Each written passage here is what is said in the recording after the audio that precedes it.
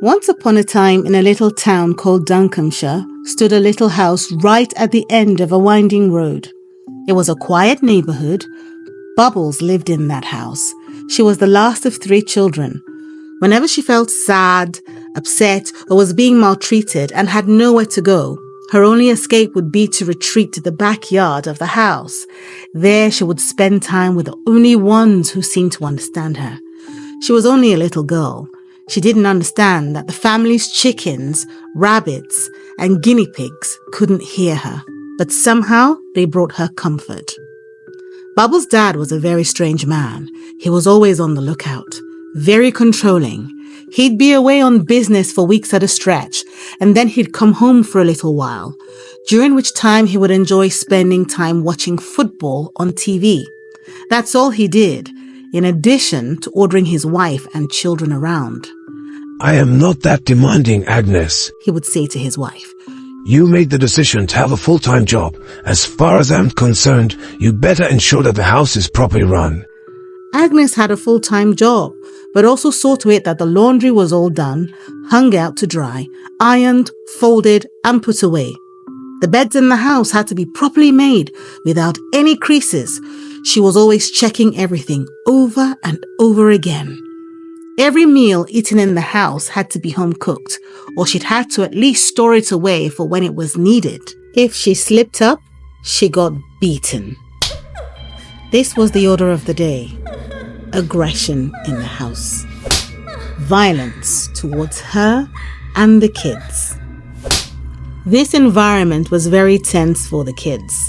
Dennis was Bubbles' immediate senior brother. Alma was the oldest daughter.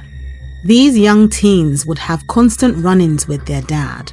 Alma, the oldest, would try to speak up for herself, but her dad would come down hard on her, crushing her spirit.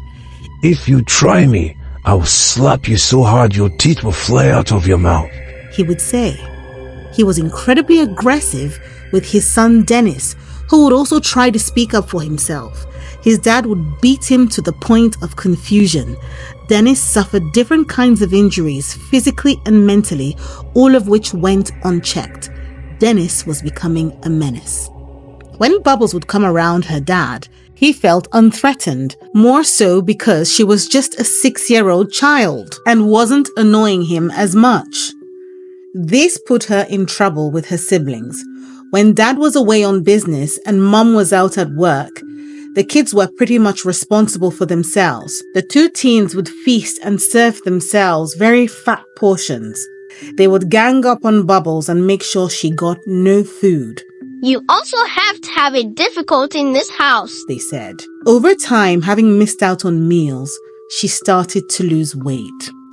When mom would come back from work at night, she would prepare the meal for that night and the following day, and then she'd be off to work first thing in the morning. Over time, Dennis started stealing meat from the cooking pot of stew, and before long, their mum started to notice. "Is my mind playing tricks on me? There's a lot less meat in the stew from when I cooked it," she thought to herself. She brushed the thought aside and started on the night and the following day's meal. Bubbles was very hungry because her siblings starve her in the afternoon after school, so she was excited to come around and join her mum in the kitchen. She couldn't wait for her plate to be served up. She looked forward to eating a hot meal. "At least I get to eat dinner," she thought to herself. The following day, when mum came back from work, she noticed meat was missing from the pot again. She was absolutely livid. Now she knew someone was stealing from the pot. She knew it wasn't Alma because she'd been away on a school trip. So she screamed for Dennis and Bubbles to get into the kitchen. "Who stole the meat from the cooking pot?" she screamed. Dennis said it was Bubbles. Bubbles said it was Dennis. They argued back and forth. Their mom had it. She grabbed a large Bible from the shelf, placed it on the table and screamed at them. "2 of you put your hands on the Bible and swear that you did not take meat from the cooking pot." Dennis was the first to go. "I did not take the meat from the cooking pot. It was Bubbles." She then turned to Bubbles and said, "Swear on the Bible and tell me that you did not take the meat from the cooking pot." I did not take the meat from the cooking pot. It was Dennis. Before she could finish spitting out her confession, their mom bounced up off the table, grabbed a large wooden spoon. They were both mortified. They knew exactly what this meant, particularly Bubbles, and somehow she just wanted her mother to understand that she didn't do anything wrong. She didn't touch the meat from the cooking pot. Mom, stop. Mom, I didn't. Mom, I never stole the meat. But before she could finish her plea, a glass of water spilled onto the floor as her mother dashed and started hitting them uncontrollably from every angle. Dennis was the fastest on his feet and managed to get away and dash out the kitchen.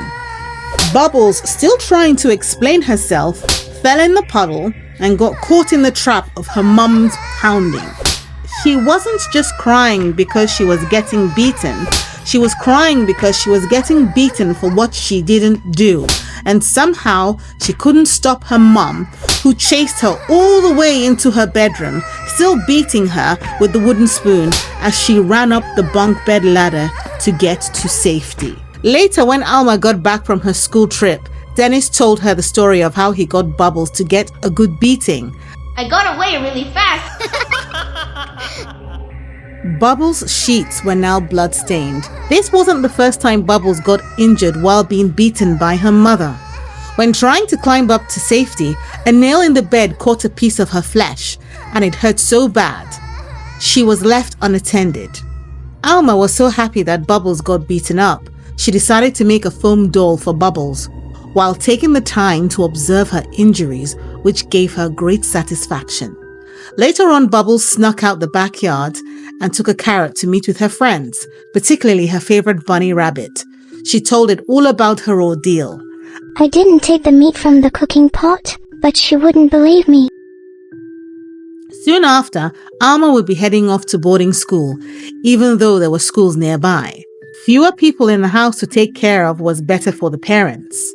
It meant that Dennis and Bubbles would be left to themselves between the hours when they get back from school till nighttime when their mother got back from work. Dennis had chores and was ironing some bedding in the laundry room. Perhaps it was the sound of the washing machine and the bubbles it made. He began to have intrusive thoughts and thought of his sister playing out back in the garden. He suddenly began to wonder, How hot is this iron? He decided to dash out back and ask his sister to come in, saying he wanted to show her something. Bubbles, Bubbles, what are you doing there? Leave those rabbits alone. Come in. I have something I want to show you. Quick! I have something I want to show you. So she let go of the rabbit and followed her brother into the laundry room. He immediately got hold of her finger and pressed it to the iron. This was a very shocking moment for the both of them. Bubbles screamed so loud, Dennis began to panic and calm her down. It wasn't that bad. Stop! Screamed Dennis. Bubble lost control, and in a flash, she grabbed his hand and stuck his finger onto the iron. Dennis was terribly burnt. Now they were both screaming in the house alone, running in different directions to their rooms. They stayed away from each other until their mother came back. As soon as she came home, changed her clothes, Bubble dashed out and wanted to tell her mom what Dennis had done to her. Mommy, Dennis called me in. She started. Her mother cut her off. Can't you just leave me alone? I've only just come through the door. In the morning, their mom was just about ready to drop them off at school and head to work. As usual, they would come home by themselves. Bubbles did not want to be anywhere near Dennis, so she came to ask her mom if she could walk to school by herself. Being age 6, this would be a definite no. She started. Mom, I'm ready. Can I go to... Yes, her mom cut her off. Go on, her mom said, assuming that Bubbles was asking to go to the car, which she usually did when she was dressed early. Today, this was a big mistake. Bubbles was so excited and proud. She set out the front door, it shut behind her, and she headed out out to the front porch. The wind was blowing in her face, and for the first time, she thought, I'm becoming a big girl. I'm on my way to school all by myself. She went over the zebra crossing, looking left and right as she was taught, and before long, she was inside the gates of her school and amongst many friends. She went straight on into her class and was very proud of herself. Her mum was thrown into a panic when she could not find Bubbles in the car. She rushed straight back into the house, changed her clothes, and upon coming out into the living room to head out to look for Bubbles, she ran into her husband, who had just returned from a work trip. What's going on, Agnes? Is everything okay? He asked. Yes, everything is fine. I just need to take care of something. Everything better be fine. After hours of searching and having to involve the police since she was a young child, they discovered that the child was at school and had walked all the way by herself. This meant that she was endangered. The school involved social services and the police, who advised Agnes that Bubbles will be removed from her care temporarily until further investigations were done.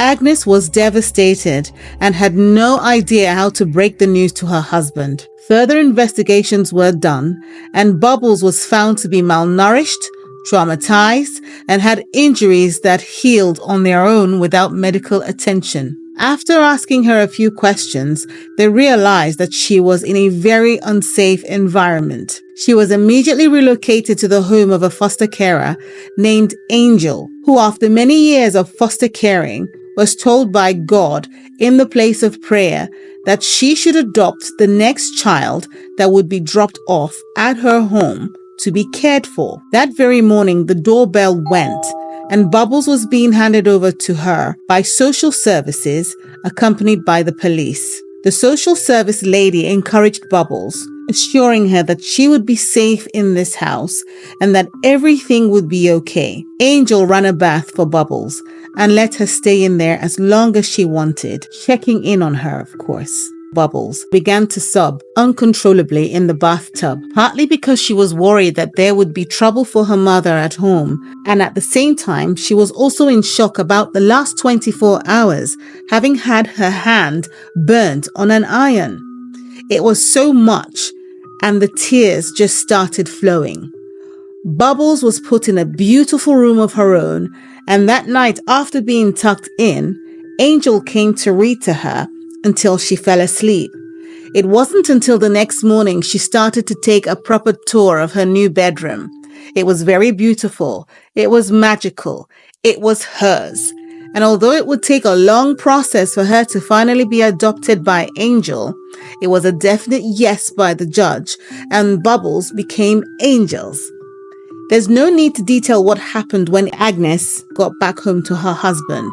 It was a bad incident that also involved Dennis being removed from the home. The moral of the story is take care of your children. Pay attention to what happens under your roof. Also, if you are in a difficult situation, always remember that it is possible for your circumstance to change. Always have faith and always be patient. Let me know in the comments down below what you think about this story. Have you been in a situation like this before? Do you know someone in a situation like this before? Let's chat about it in the comments down below. Don't forget to subscribe, click the like button, and share if you can, and I'll really appreciate it. Take care, and I'll see you again soon in the next story. Bye!